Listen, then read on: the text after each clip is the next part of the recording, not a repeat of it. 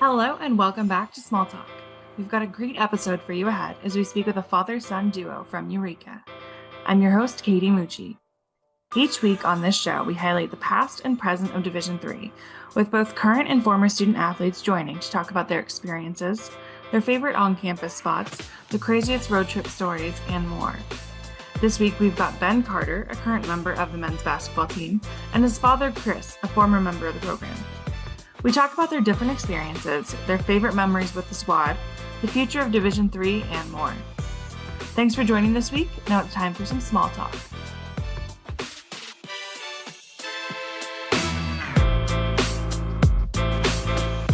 Hi, my name is Ben Carter. I am a current basketball player at Eureka College.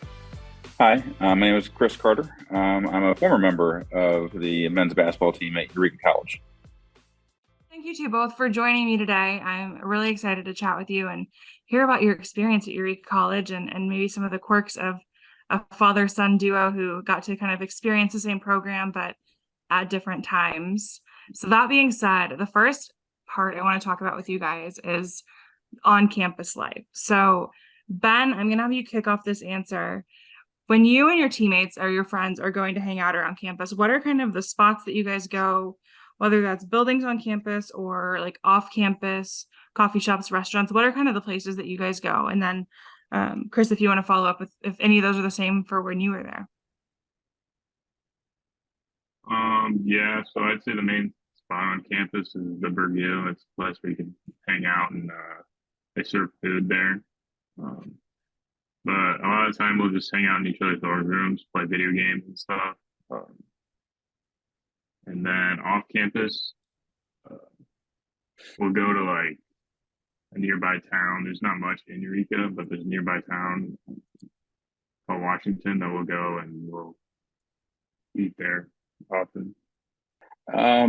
When on campus, we also go to the Burgoo. A long time ago. It was brand new when I was a student there. But we spent a lot of time in our fraternity house, and then off campus, we spend a lot of time at the Outpost and the Chanticleer. They're both bar and grills, and then the local bowling alley was a big hangout for us. So the Chanticleer is closed and then now it's reopened, but not quite the same as it used to be. Very cool. Yeah. Speaking of on campus as well, you kind of mentioned it a little bit there, but are there maybe this is a good question for you, Ben, when your parents are in town, I've kind of asked this question. I know when the parents are in town, you always eat a little bit nicer than you do the rest of the year when you're on the college kid budget. What are some of the great spots that you guys go when the family's in town?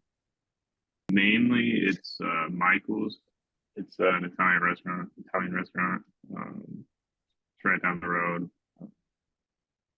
But another good one is Busy Corner. It's about 10 minutes from here. It's not too far, but it's right in between Morton and Eureka, where I grew up and where Eureka is now. So sometimes meeting there in the middle is where we'll eat sometimes. Very cool. So Eureka is not too far from your hometown. Is that what you were just saying? Yeah, correct. It's only about 20 minutes. Okay, nice. So Chris, I'm just kind of an off subject question, but for Chris, were you from the same area or have you just stayed there after college? What's your history with that area? I grew up in Bloomington Normal. It's about 40 minutes away from Eureka, a decent sized city, Twin Cities. And then Eureka is in between Bloomington Normal and Peoria, Illinois. And so that's where I grew up in Bloomington. And then after college, we landed in Morton, which is about 20 minutes away. It's a little suburb of Peoria, a small town. But it's really nice being close to campus. Where it allows us to be at every game and allows Ben to come home when he needs to, when he wants to. Very cool. I actually used to work for the Missouri Valley Conference, so I'm very familiar with Bloomington Normal and sure. Peoria. Yes, made ISU and that Bradley. Yeah. Yep, I've made that drive a handful of times, so very familiar with the area. Very cool. Now let's go away from campus, so go on the road. When you're traveling, this has always been another really fun thing to hear from the two different generations, is how travel has changed. Generally it's changed quite a bit. So I'll start with you on this one, Chris. When you and your teammates were going on trips, and I know in D3 you're not taking a lot of flights, it's not traveling too far for your games, but when you guys were going on trips, what was the general travel thing? Where your coaches splitting you up into vans? Are you guys in buses? What was the situation? Travel was brutal. We would ride in vans. The underclass would go with the head coach, and the assistant coach and the upperclassmen would get a ride with the student coach and the trainer. So two different vibes in the each bus or each van, excuse me. And then of course the underclass van would be a 15 passenger van, and would feel like 16 or 17 guys in there. We'd be just crammed in there. And then the upper class van, the starters, there'd be far fewer guys in that van. And so long road trips when I was early on were definitely more brutal than as I got older and got moved over to the good van. Were there any coaches or student coaches that were a bit scary to be in their van? No, it was just more enjoyable. That's good. Sometimes when you have Yes. some, especially student drivers, Yeah. you're questioning your safety, especially in the Midwest in the winter for winter sport. Well, we gotten separated between the two vans at one point, and those before cell phones, and so we ended up we just got separated. We just kept going, and then we knew where we were going. We ended up at the restaurant we knew we were supposed to eat, and then as we were finishing up eating, the other the other bus or the other van showed up, and so it was just it was kind of funny. Yeah, I the stories I hear about from people when they were in the van life are so interesting. Yep. Ben, are you guys in vans, or have they gotten you up to a charter bus now? Yeah, so it depends on the game and if it's a conference game. Because for conference games, we'll play a girls game before, and we'll take more people. So usually conference games, when we're playing men's and women's, we'll take a charter bus. But for non-conference games, it's usually just us going to those. So we'll take two vans usually, and it's not extremely crowded. It's not too comfortable, but not jam packed. We've got plenty of room, really, each of us. It's like two people a row, and there's not much to complain about with the vans. Must be rough. Charter buses are, yeah, charter buses are definitely better, but the vans. Yeah. We had charter bus exactly 2 times when I was in college, and both were freshman year. And yeah, I'm envious of how they travel now. Definitely more comfortable. Yeah, that's kind of been the consensus among these interviews. For either of you, I guess, when you're traveling, sometimes, especially with the winter sport, you might get a chance to take some kind of trip, whether it's over the holiday break or something. Did either of you get any of those kind of things where you get to travel a little bit farther? Recently, just before the season started, we took a trip to Canada and played a few games there, and that was really enjoyable. But Yeah, we never got to go anywhere like that. We never did any sort of long trips like that. And it was fun to be able to go watch them play and give them a chance to play against some really good competition. And they were definitely tested early because it happened in the preseason. It was one of those trips where you can take extra practices in the fall, and so we had a nice time following the team, and definitely cool to be able to go so far. Definitely, that's awesome. What part of Canada were the games in? we played Western Ontario, and then the other two were just on the other side of Detroit. Okay. So In Windsor, Mm. just over the border in Detroit. Very cool. Yeah. So let's go back to campus life a little bit. So academics, the student part of student athlete. What's your major, Ben? And then Chris, what was your major? my major is sports management and accounting. My major was elementary ed. Okay. And I guess a good follow-up question for that right now is, Chris, are you using the elementary education degree? Sort of. I'm a middle school principal right now, and so I thought I'd teach, fourth grade, and then I never did. I taught middle school for a number of years, and I got into administration, and then now I'm been the principal here in Morton for a few years. Very cool. Yeah. Ben, going back to you, obviously you're in the thick of it right now. So how is that academic experience been at Eureka? And have you taken any classes that your dad might have taken? He's been able to give you some advice on. So not quite the same class, but we actually had the same professor. I took a sports history class with a professor that he had previously, and it was actually his last semester, the professor's last semester teaching here. So he's now retired. So it was cool getting to have the same professor for the class. Yeah, that professor was my favorite at Eureka, Dr. Rodriguez. He was just an incredible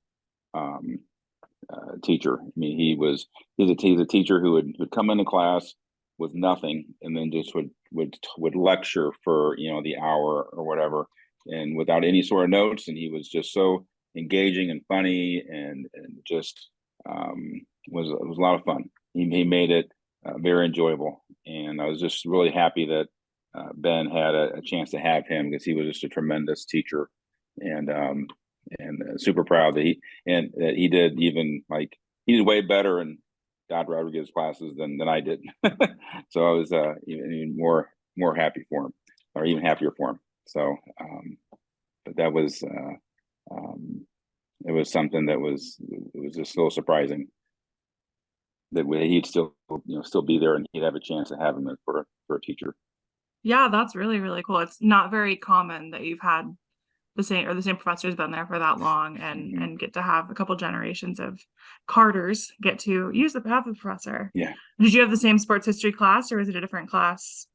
No, I had different classes. I think lucky enough to get the sports history class. That's a cool class. That would have been great. Yes. So yeah, no. Very cool. So for you, as you're in it, I think you're a sophomore, is that correct? Yeah, correct. So you haven't been in for too long, probably in your third or fourth semester now. What's been your favorite class so far? Probably that sports history class. Yeah. It was very interesting, this sports history class. So having it be about sports was much better than just an old history class. So yeah.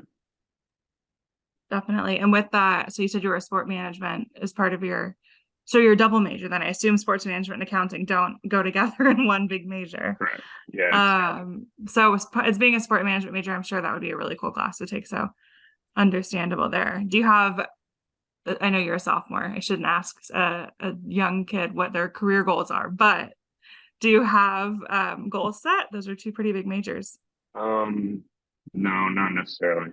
I'm not quite sure exactly what I want to do, but that's kind of why I have both of them, really, just so I have options in multiple ways to, hopefully do something in sports, but also having an accounting major to help with that, maybe combine the two.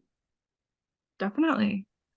All the teams can use an accountant, I can tell you that. So now let's do some story time. So I want to hear the funniest or craziest but appropriate stories you guys have had with the team. Chris, you're laughing, so I'm going to pick on you first. What is a good story you have from your playing time? Well, most of mine I couldn't share. And plus my memory is so bad that trying to, pull them out. But my best memory is not really funny, it's just a good memory. So my freshman year, Eureka was transferring, it was just in the process of moving into NCAA Division III. And so they were still part of the NAIA, and they were like members of both associations, and so they were transferring out and moving into, and so my first year, our last year as NAIA, we won the national championship, and so being a part of that team and that experience was just tremendous. Just such a talented team that I got to be a part of, and really never played. I mean, never. I got into one game that entire year, but it didn't diminish at all my experience and how I felt about being part of the team. And of course, as as you grow older and you think back all these things, it's not about the minutes or how much you play, or just the experiences and the friendships with your teammates, and we still get together and share stories and talk about those times. And that's just that whole year is just my best memory of Eureka. I was getting recruited by the coach, and he's like, we want you to come here, and you're really never going to play, but we're going to win. And so, you want to come to play here. And somehow I was like, yeah, absolutely. He was quite good at recruiting, and he had me sold on Eureka as a school and the team before I even got to know him. So that was my greatest memory of Eureka. Very cool. A national championship is always a fun time. Yeah. Ben, what about you? Trying to think of a funny, crazy story. One thing that came to mind was so early in the season, one of our best players got hurt, and he was kind of a similar player to me, I guess you could say. Looked very similar, and I shaved my head. We looked like brothers almost, and he told me a story one day that. So he gets hurt, he wasn't playing, and then he told me a story that his grandpa was watching the games and thought I was Charlie. So it was so I guess that's kind of funny. That's the only thing funny that really comes to mind. But yeah, Probably brightened his day thinking his grandson was healed like a miracle. Yeah. Okay, so those are maybe funny or crazy, but and Chris, maybe yours is the same for this, but what are just some favorite memories? So things that mean a lot to you as you look back at your experience or as you look at the last couple of years of your experience. Ben, you can start this one. Yeah, so definitely last year being a freshman and getting the opportunity to start, specifically the first few regular season games and the first home game. And one of the things was, so Coach Darnell was a coach of that championship team that won, and my dad's coach, and he was always kind of had a relationship with him, a good relationship with him, and known him, and it was really cool to get to start my first regular season game and to see him watching. So that's specifically a good memory. And then also the upperclassmen that I had encouraged me throughout the year. Like I said, Charlie was a great teammate and somebody I learned from, and can't say enough about him, and a bunch of other seniors that graduated were just very encouraging and positive teammate. So those are probably two. And I can echo that. I had some tremendous teammates, and watching Ben play and interact with his teammate, it's just great. You know, as a freshman, getting a lot of time, and his teammates were supporting him, and you know, in his corner, and it was great to see that, and I just made me, you know, help me remember, you know, teammates I had that were supportive of me, and you know, I remember. Um, Early, I think my sophomore year, maybe, I had a professor, Dr. Loxton, came up to me, and some reason I remember this. He's like, "Hey, I hear things are going great in the preseason." And he's talking to me as though he knew and had been talking to people, and it just blew me away. That first he knew who I was, and then he would know anything about the basketball team. And so, and as I, you know, got older and got to know Dr. Loxton, it wasn't a shock that he knew everything that was going on, because he was such a presence in the community and on the staff and on the faculty. He was a tremendous teacher, and he was such a big basketball fan. And actually, his grandkids, two of his grandsons, are playing with Ben right now on the team. And so it's kind of a bit of a small world, you know, having that connection to Dr. Loxton's family. He was such a good supporter of me and the basketball team. Sounds like a family program. I was looking at the roster a little bit, and I saw a couple Idaho people with the last name Yep, that's Logston. them. And I was Yep. like, how most of this team's from Illinois. How do we get Idaho Yes. in here? Yes, Eureka definitely is typically, you know, in state. Yep. And when I played, it was very much a small school, you know, local kids, you know, not from further than maybe an hour away from Eureka. And so, yeah, it's just it's always a great, you know, tight knit group.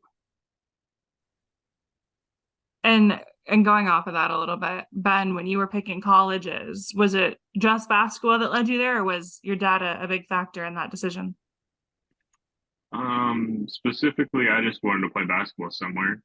Um, and Eureka was close to home, so that was a good, a positive. And obviously, that he went there and played was something that was interesting. And but specifically, the reason I came was um, he was a coach, Coach Wildy. He recruited me pretty hard, and no other coaches really did. So it was that kind of made it the easiest choice. One thing we said in one of the student athletes said in our last podcast, or one of the last podcasts, was go where you're wanted. And that's a big thing, I think, is go where they really show they want you. So that's really cool.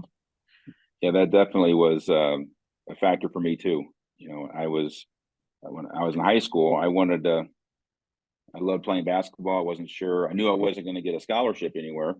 Um, I still loved to play, and we hired a freshman coach my senior year, and he happened to be a Eureka College graduate, and his name was Kevin Brown, and he was our freshman coach that year. And after open gym early on, he was, of course, a former player, so he dominated our open gym and made me feel, you know, look really bad. And but afterwards, you know, he's like, "Hey, you know, would you want to play? You have interest in playing after high school?" And he was like, "I think you could play at Eureka. You know, I'm going to have the coach talk to you." And that started you know, the ball rolling for me to get to Eureka from Coach Brown. So and when Ben's getting recruited, you know, we had spent time.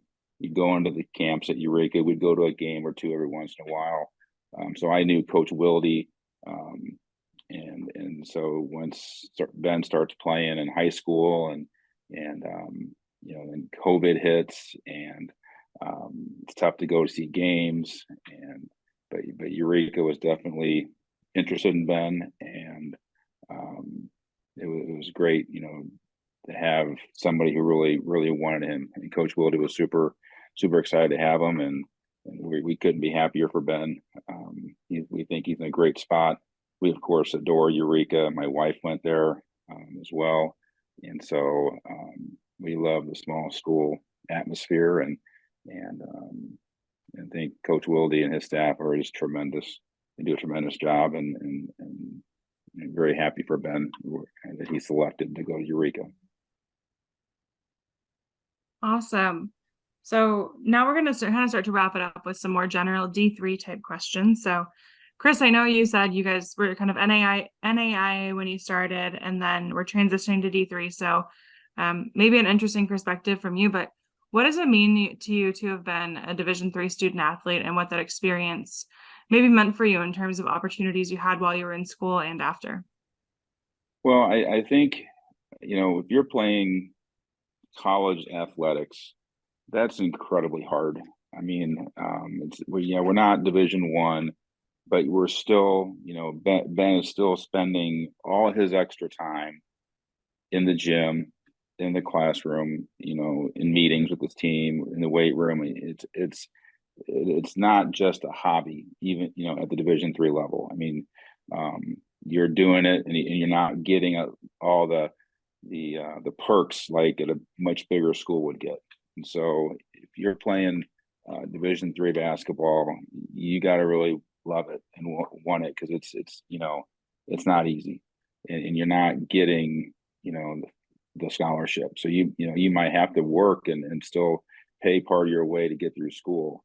And so I learned a ton being an athlete about time management and grit and teamwork and getting along with others. And now, as in my job, when I have applicants, I hire teachers all the time, and if they've been a college athlete, I am almost guaranteed going to interview them, because I know that they have a set of skills that they've learned just from being an athlete. And that's the folks I've worked with who played college sports have been just tremendous, and because of it. Yeah, that's been a common theme. We actually interviewed a former student athlete who's now working at SpaceX. So same thing. She was like, we get former athletes or former student athletes, and they really rise to the top of the applicant pool. So good job to both of you for being student athletes. Ben, what about you? What has your Division III experience meant to you so far? So yeah, I mean, it means a lot, right? I just wanted, I love basketball, so I just wanted to play it as long as I could. And Division III gives me that opportunity. And yeah, I just love playing basketball. It makes school a lot more fun when you've got a reason that you're there. I think sports is kind of a key reason of why I'm here. So it incentivizes being in class and getting good grades. And because if I was just here just for school, I feel like I wouldn't be as motivated. So I think being a student athlete helps being a student. Being an athlete helps being a student. Probably gives you a nice mental break from accounting and sports management degrees to go and shoot around a little bit too. So last question I've got for both of you is the future of Division III. So we're 50 years down, many more to come. What do you see, or what do you hope to see for the future of Division III athletics? Ben, I'll start with you, and then Chris, you can follow up. Yeah, I don't see it going anywhere. I think it's great, and I hope it continues. Right, it provides a great opportunity for athletes and students to grow as people and develop these skills that we talk about. And yeah, that's pretty much it. I think small colleges especially. I mean, athletics is such a big part of the college life, and I'm sure all colleges, of course, is important. at Division III, you're going to know all the athletes because there's so many of them on campus, and it drives so much of campus life. And it's been tremendous for us. For me, it's for Ben, of course. And I appreciate. I'm grateful having that opportunity for myself and now for Ben to be able to play competitively still. So it's been a blessing for sure. That's great. That's a great way to end this. I appreciate you both taking your time today.